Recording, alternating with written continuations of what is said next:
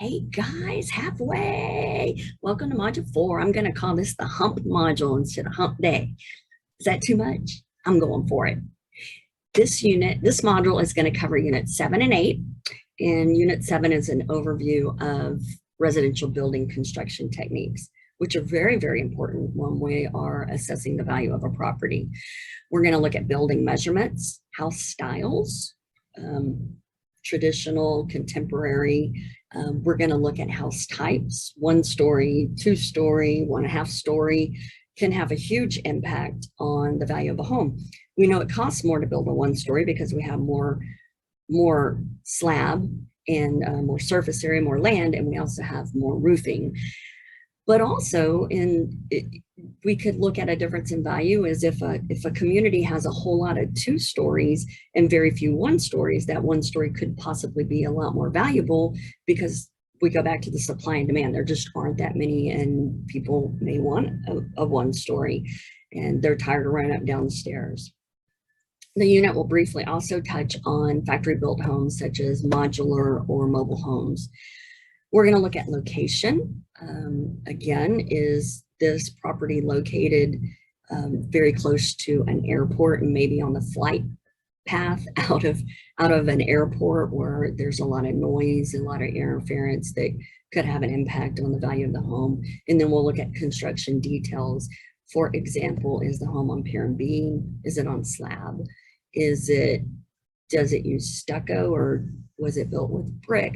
And this could be important. An example was many years ago, probably 20 years ago, I was selling real estate in a community where a home builder had installed stucco improperly, and it caused a lot of leaks and a lot of mold issues. And so it took many years to turn that reputation around, because when people would go into that community, if they saw a stucco home, they were automatically like, oh no, taboo, get back.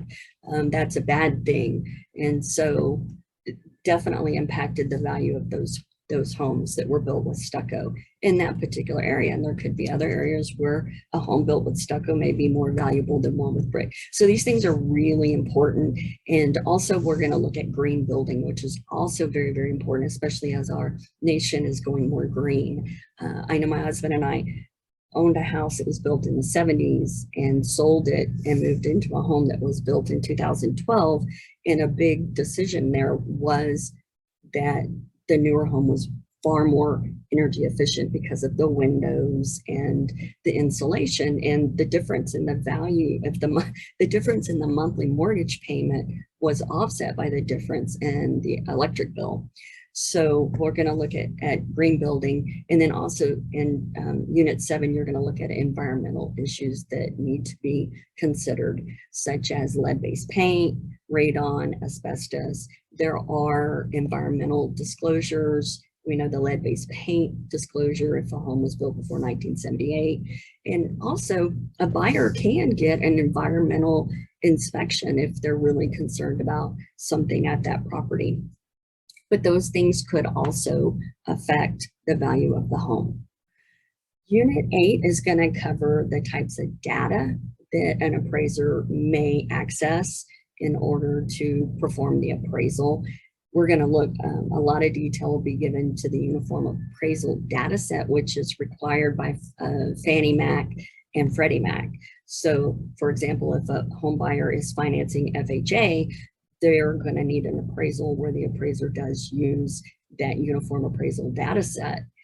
And so we'll get more detail into that as well. Unit 8 will wrap up by going in more detail into the typical appraisal method, which is the sales comparison approach. I believe it was in unit 6, we touched on the 3 different approaches to appraisal, but in unit 8, we'll get more detail into the sales comparison approach.